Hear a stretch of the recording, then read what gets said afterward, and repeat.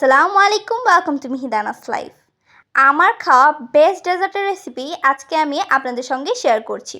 ডেজার্টটি বানাতে মাত্র ডিম আর দুধের প্রয়োজন হবে, তাও আবার আপনি 10 মিনিটের মধ্যে বানিয়ে ফেলতে পারেন। চলুন বানানো যাক। এটা বানানোর জন্য প্রথমে আমি নিয়ে নিচ্ছি 3টা ডিম। 3টা ডিমের সাদা অংশ নিয়ে নেব এবং কুসুমের অংশটি রেখে দিব। এখন আমি একটি হ্যান্ড বিটারের সাহায্যে বিট করে নিচ্ছি। এখানে আমি দিয়ে দিচ্ছি 1 টেবিল চামচ পরিমাণ চিনি। এখন ততক্ষণ পর্যন্ত বিট করতে থাকবো যতক্ষণ পর্যন্ত এরকম ফোম না হয়ে যাচ্ছে। এপাশে পাত্রে আমি দিয়ে দিচ্ছি দুধ। আগে থেকে জাল করে রাখা দুধের মধ্যে আমি দিয়ে দিচ্ছি 4 থেকে 5 টেবিল চামচ পরিমাণ চিনি এবং একটা বড় চামচের 1 চামচ পরিমাণ কনডেন্স মিল্ক। একটু নাড়াচাড়া করে দিয়ে দিব কর্নফ্লাওয়ার।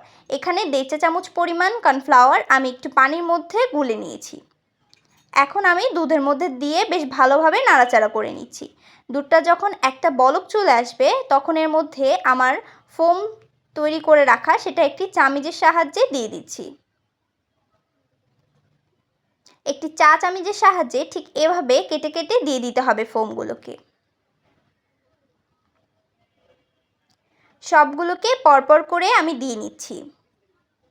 এই পর্যায়ে চুলার আঁচটা একটু কমিয়ে রাখতে হবে। যখন এরকম একটি বলক চলে আসবে তখন চুলার আঁচটা একদম কমিয়ে 6 থেকে 7 মিনিট সময় দিতে হবে এটাকে একটু সেদ্ধ হতে। 6 থেকে 7 মিনিট সময় পর আমি পাত্রের মধ্যে উঠিয়ে নিচ্ছি।